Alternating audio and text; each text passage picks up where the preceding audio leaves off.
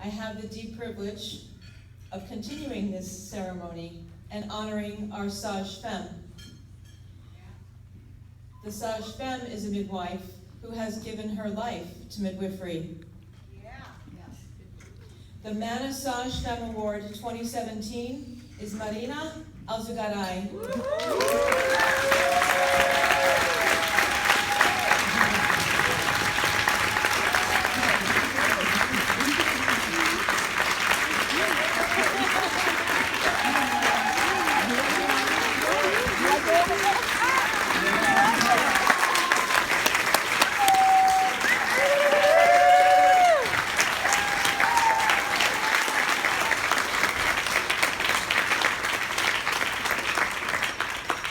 Marina Alzugaray, MS-CNM, ARNP, was born and raised in Cienfuegos, Cuba. When she was 17 years old, she emigrated with her family to the United States. Marina studied midwifery in the US, where she has worked for over 4 decades as a midwife and women's reproductive health specialist. Marina has extensive experience as a home birth midwife, as well as with hospital and birth center care. She has focused on intimate and empowering births for all mothers in all settings, and her hands-on midwifery work and teaching are a reflection of her commitment to these values. Marina's presentations on birth dance, aquanatal, which is registered trademark, by the way, water birth, and red tents, in addition to her long-standing work in midwifery mentorship, have made her a unique and respected voice in the midwifery world, both nationally and internationally. Marina has provided leadership in the U.S. midwifery profession, including serving 2 terms on MANA's board of directors. She is internationally known as an innovative educator and skilled guide in cross-cultural midwifery mentorship. Marina has served as consultant for Bolivia's national maternal health protocols, infant health protocols, and as supervisor for the opening of a nurse midwifery program in Puerto Rico, which unfortunately, that program was closed in 2016, I believe. That's really sad too. Marina received the UCSF Chancellor's Award for her research on birth positions, for her national and international presentations of birth dance performances, and for her work on birth skills for second stage for maternity care providers. Marina's multi-layered and fascinating path in midwifery as practitioner, educator, innovator, author, artist, and visionary is what made it an easy choice to name her MANA's 2017 Sage Femm. Marina is brilliant, courageous, and inspiring, exactly the qualities we love and admire in our Sage Femmes.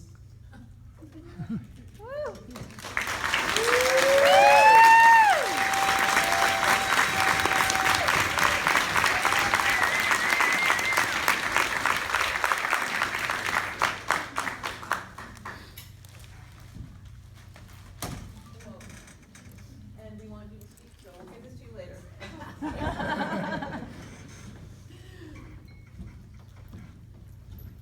I am beyond words. I feel really honored and blessed to be here, standing here today and celebrate my path of midwifery with you. Thank you for acknowledging me. But I want to thank a lot of people that have contributed through the years. And this is such a special occasion, you know. And it happens that is my son's birthday tomorrow. And one of the things about being a midwife is that you get to go away a lot about all kinds of events in your life, in the family life. You just disappear all of a sudden, you know, because my mom is in labor and you gotta go. And so I want to thank the families that, my family that has helped me, and the family that holds all of you their support, the loved ones, that will make sure your life runs and the home is kept while you're gone. Serving mommies. And so when I was thinking about this and thinking about the birthday, that I might not be with you because it's like so normal that I should be doing something really important. And then it was like, yeah, let's celebrate together. And I want to introduce you, my son Sharon. He's here.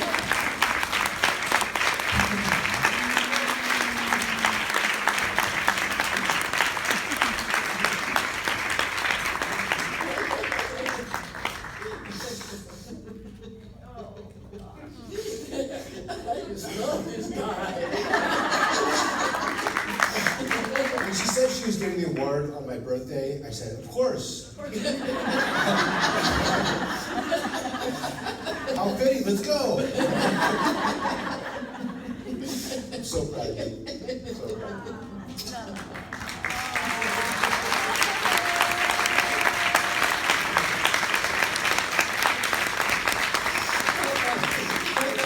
As a kid, he did go to some birthdays, like I'm driving and we're going home, and all of a sudden the woman is going, ah, push it! And so, I park and he gets out, and then the woman is making all this noise, and then I disappear, and then the baby starts to make noise. I feel a little comfortable. Yeah. And for his 13th birthday, I went to a birth. And so, and the woman didn't know what to do with her placenta, so I said, I take it. Well, I always took it. You know, I mean, I would do something with the placenta if they didn't want to do anything. We weren't going to throw it in the trash. So I very ceremonially and, Guess what I got for my 13th birthday? he got a placenta. And we had a placenta planting ceremony in the backyard. It was exciting. I turned kind of green. And she's like, oh, look at the little polyps and look at this.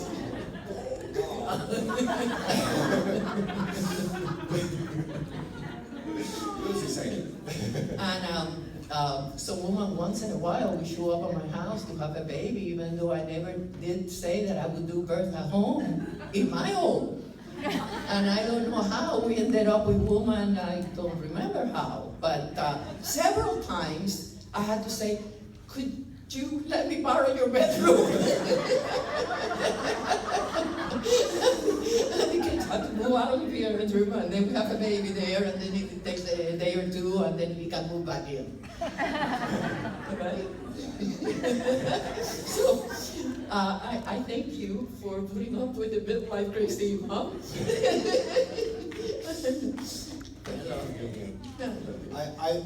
I just have to say, I'm so proud of her, and she's put so much of her life into midwifery, and to all of you guys, she talks about you all. I don't know you by faces or anything, but I hear just all of the midwife stories over the years, and you are, you hold her up, and thank you for appreciating her. I appreciate her. She's beautiful.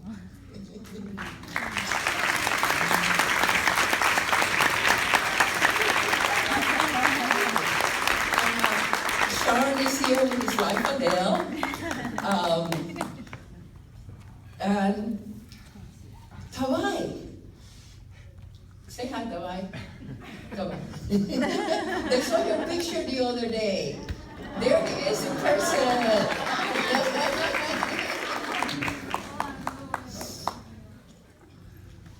Thank you, guys. And thank you to my husband. And that's Steve over there. And actually, Steve was the one that, I'm running out of oxygen, come and bring the second tank. Honey, I need somebody to support the woman. And I'm going to get into water birth just in a minute, but in the, So you're doing a water birth and the baby's not coming out or it's coming out and you need to, and so you get over the top. You know, and so you're about to fall in the water. And so several times Steve grabbed me back, grabbed me here, pushed me back. You know, I mean, just the right moment so that I wouldn't go swimming.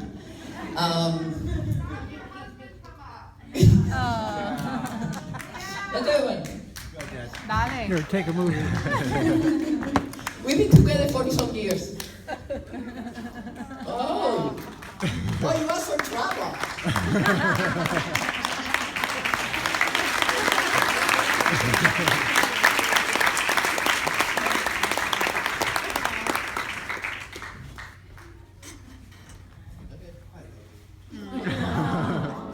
I love midwifery, and I've been to these conferences. I know a lot of midwives, and I'm so thankful for the work you're doing and the way you're doing it.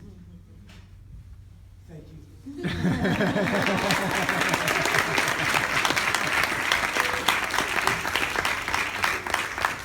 He's a good thing, he's a great cook.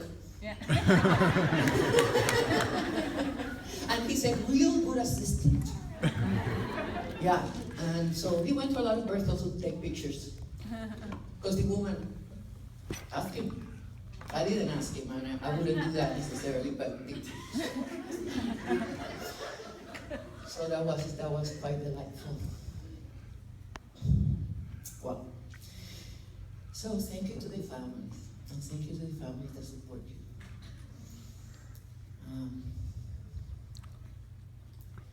you. In my first midwifery school, because I went to 2 midwifery schools.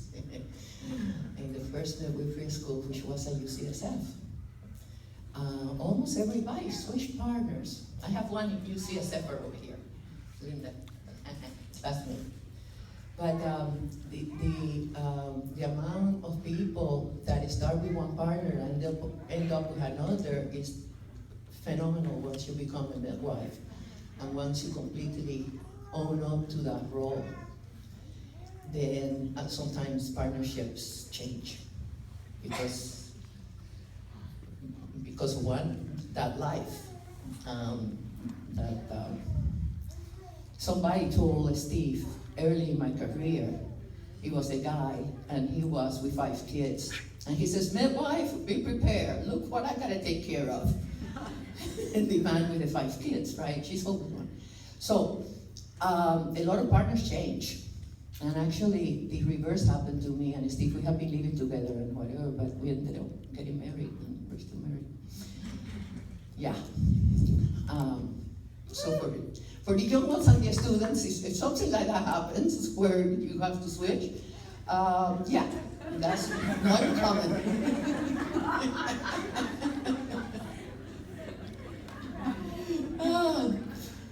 So I'm sure that the pheromones, we bring smells of birth home too, and the smell of blood, and the smell of amniotic fluid. And I'm from the generation before HIV. No gloves, take Vernix and rub it in your face. Don't take a shower right away and you were splattered with blood and it's like, let's talk about it and let's yeah, the old days. Then HIV came along and you know what? I was a little scared to get a test. I have blood all over. And, but I'm negative. Thank you. Yeah. And, she's not here, but the first placenta I ever ingested was absolutely phenomenal, and it was so long ago, and people weren't quite doing that. But she offered me a bite, and I took it. It was fried with onions and garlic, olive oil, in a skillet. And this is like, this kid, he's like probably 30-some years ago. So it was a little more bizarre than maybe now. Besides now, they put him in the shakes, right? and it's raw. That one was cooked, it felt a little bit like liver. But about 20 years later or so, she becomes a writer, and some novels came out. Anyway, it was love stories, and it was about a midwife. I don't know if you read those books, little novels. A lot of the stuff that happened to me in my career, she interviewed me about that you would write these intricate little novels. She wrote about 4 of them. But when she got in touch with me about talking about midwifery and what I did so that she can get some ideas about her novels, she said, "Do you remember me? How could I ever forget you? Your body, I have tasted. I have ingested your body. I will never, never, never, never, never forget that." And birth imprints in your soul. My soul, like if I think that, you know how, I've seen a few women here that are beautiful with all these tattoos, you know? And if you could see my midwife soul and what I have grown through this profession, I would be beautifully painted like tattoo all over because it's engraved in my body, in my spirit, the experiences and the beauty of birth. So I want to thank the woman who invited me into their privacy, into their homes, into their life, who trusted me, who went to the hospitals, because that's where they wanted, and in there, somehow, magically, we had the freedom to squat, to belly dance, to a standing birth. And I do, talking about the hospitals, I do want to thank anyone that has been a staff and to let you know that it could happen, that sometimes I would bring the staff like some sweets, and I would be giggly with them and earn their respect, so that when I was in a room with a woman, they would let me do how doing needed to be done. Which I didn't necessarily know what else would be, because it would be the woman doing her thing. And so I done birth in all positions in hospitals. So I know it's possible that we can bring what we learn from home birth into other settings. And my style was through community with the staff, with a little bit of authority, happy.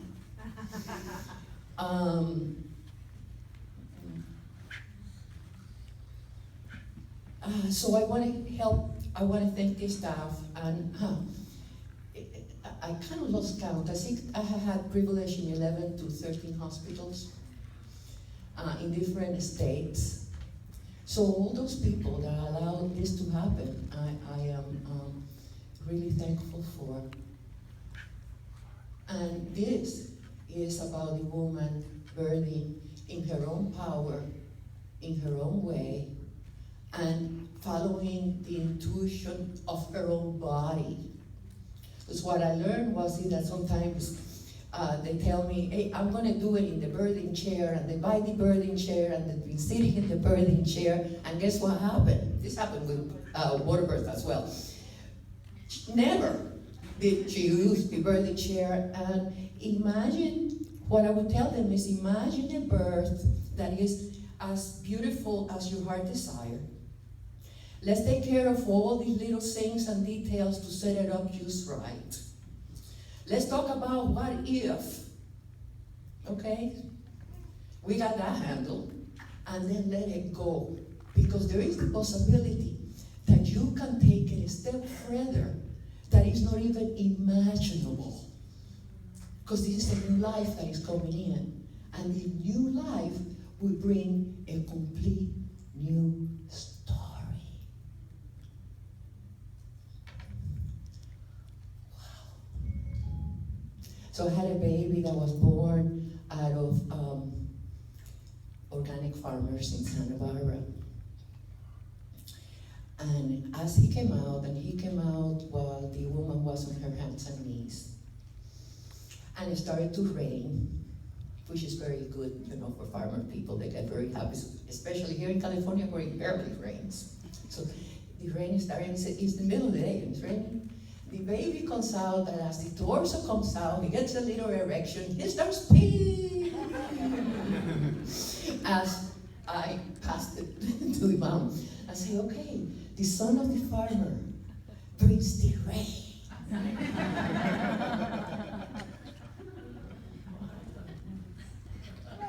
So to the families and the woman, I thank them because they were the one that taught me. And so how I got involved with water birth, it was just the same way, absolutely unplanned. And somebody stayed in the tub. And I did say, well, did you want to go to your bedroom? And she was like, ugh. No, she wasn't going anywhere. And so I took a deep breath with this other midwife I was with, which is Mary Jackson, and from Santa Barbara. You probably know her. Took a deep breath and said, well, Igor Shakowski and Michelle O'Donnell are doing this thing, so let's go. And the baby came out and he was absolutely fine.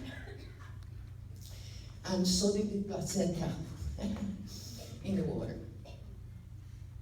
And it made sense not to cut the cord and put the placenta in a little bowl and let it float. And like that. And so, who took me there wasn't me. All I was doing was being willing to follow the heightened spirit knowledge of woman during labor. Because labor brings something else in the being where you're channeling body and spirit through, and it is very wise. And so it felt really good. And what I would like to say is allow yourself to stretch. And stretch as a midwife, because who knows what is coming and what new things will bring. And trust the woman that she knows.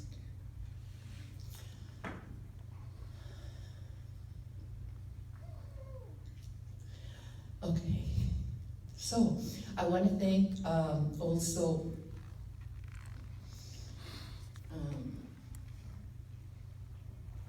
Jenny Parvati and Jana Marina and Dorothea. Dorothea's pictures was there, and these are people that have been key to Janine for her yoga,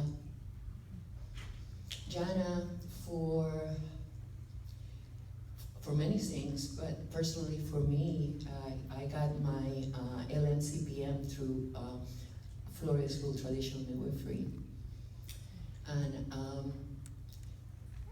Becky is my dear sister over here that helped change the law in Florida. And so, dear friend of Jana, you realize that I'm talking about folks that have passed. Jana used to say in her lectures, we're standing on the shoulders of many. I didn't realize that I would even think, really, that Jana is way younger than many of us, and that she will pass before. But for the people who wrote the schools, for the people who have opened the law, I started, there was no CPM, and then there was direct entry midwifery was being persecuted, and in California, and one of my early partners, Lisa Block, which has also, or actually her name was Lisa B. Weiser.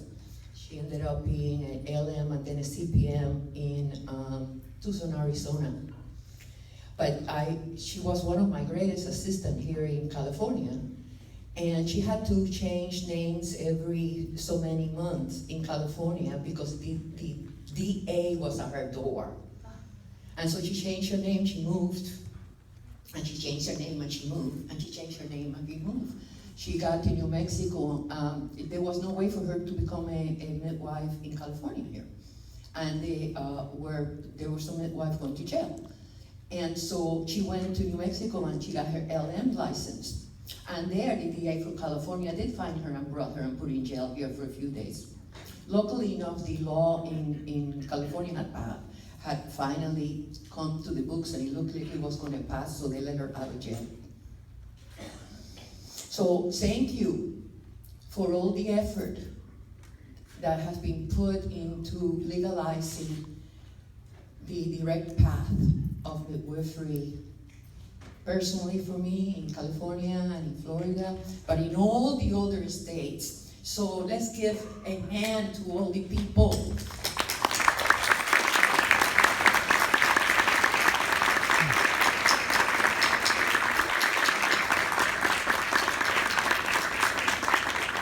So, in California I work as a CNM and in Florida I work an LM-CPN.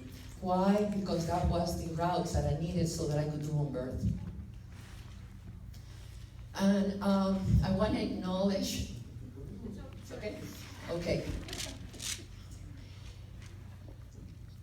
An interesting thing that happened one time, and it was this is about 20-some years ago as well, and I was having I think the second time that I went to a conference to speak. And I met a lovely woman named Diane Holzer. When I was making sounds like always, that's what she remembers. and I was imitating a woman, what is called now like orgasmic birth. I don't know if you saw my birth dance presentation or what. But she asked me to come to Mana. Diane, thank you for asking me to come to Mana, and that in that particular Mana, that was 91. In that particular Mana, I came out as a dancer. I love to dance, but I have never been able, I never thought of putting together MIDI dancer and MIDI midwife. And so they came together in this little dance shows thingy that I do, that is the birth dance, and it's representing a woman going through labor in a very empowered way. That, Diane, took me all over the world. And that led to then me getting my master's and studying positions for birth and getting into statistics about it, and you know, that moved on to, yeah. The other thing that happened on that conference was that we made a real splash, because it was the early days of water birth. And I always felt like there is water there, go swimming, jump in, it's all gonna be great, you know, but it didn't work quite like that at that moment yet. We did have a panel. That was remember that panel? The panel of the people that were comfortable with the water birth idea and the people that weren't comfortable with the water birth idea, and how do we do this, and how the baby breathe, and oh, wow, whoa. And, I thought it was gonna be real easy. And you know what it was? Well, we had to go through this process of change, and what is really, really rewarding is that water birth really has taken off. So that splash went, whoa, and it got all of you wet. And you embraced it and you went for it. Thank you. Thank you, thank you.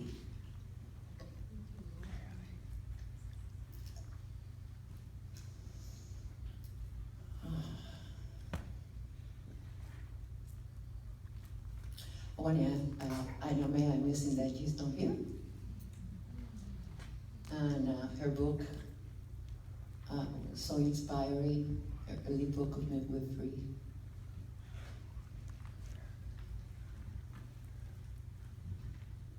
And I could go on. Am I okay? You okay? Oh. All right. So, in this particular manner, I have been put together. All my pieces came together, I think, where I have my family here witnessing this. I was able to make a presentation about Cuba. That's the first one ever. And there is the picture of my friends in Cuba, right in front of you. I have family and friends from Santa Barbara here as well. I have Mariposita, which is from the era of the Keys.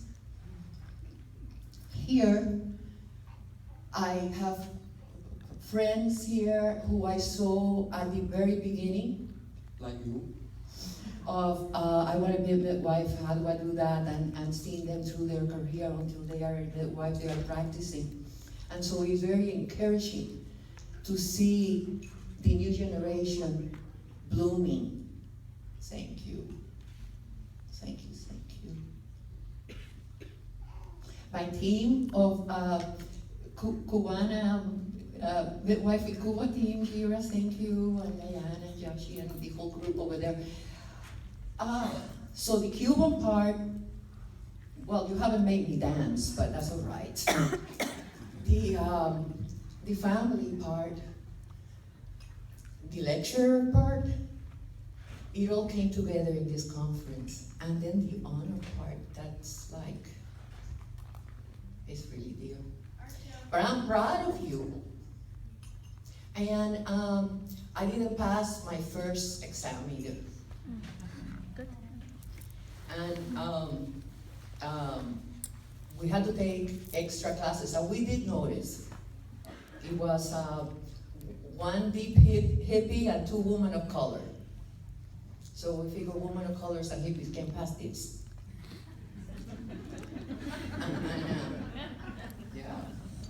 And we had to take coaching to learn to read the text. So it wasn't like we didn't know the answer. We couldn't, the group, because it was just the same for everybody. We couldn't understand the question to answer correctly. It tripped something there. And so we were coached. I'm very thankful. I forgot the name of the lady that coached us. But she was very effective in helping us how to discern, how to read a question to come up with the answer, to become better test takers. And so we passed, all of us passed the second time around. For the NARM, that was the ACNM exam. And for the NARM exam, actually through Jana, we did have somebody, I requested it, and my little group supported it, to have somebody to coach you, to give us a few days of coaching on taking that particular exam. And we all passed it. So I understand where you're coming from about that, but you know what? So that still needs more fixing, but you know what did get fixed? I was almost like the only Latina.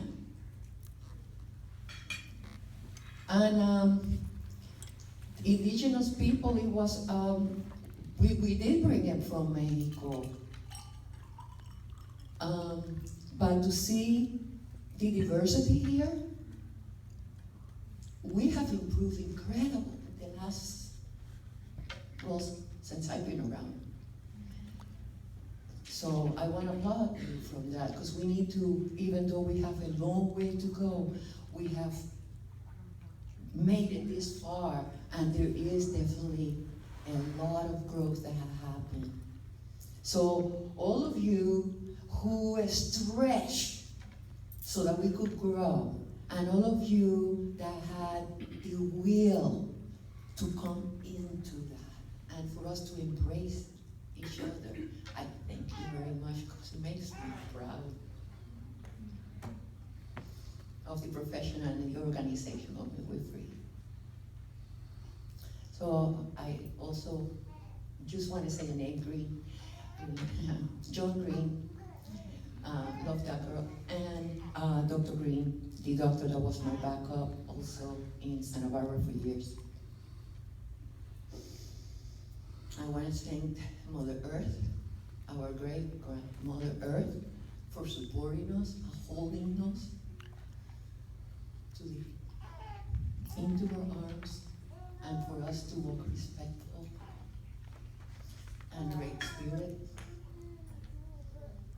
for the wisdom that comes through us.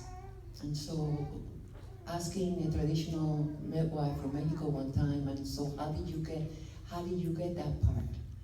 And she went like this. And then she knew what to do because a spirit moved her.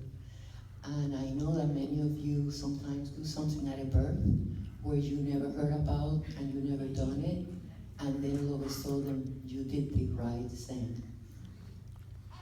And it's the wisdom from within, it's the genetic wisdom, it's the earth herself, it's the spirit coming through.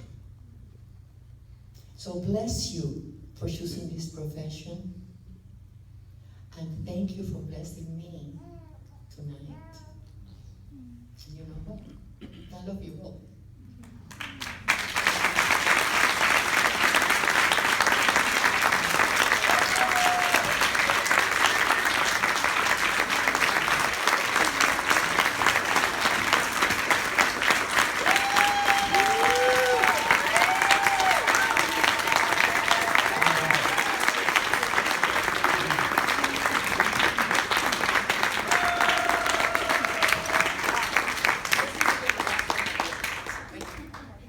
Dale, que tu mamá te llama.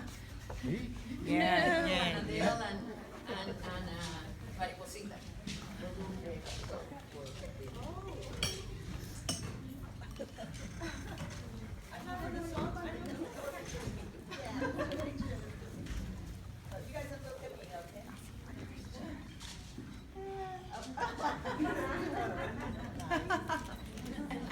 I hear you. Okay, so we're gonna do a song and you can join us. Huh?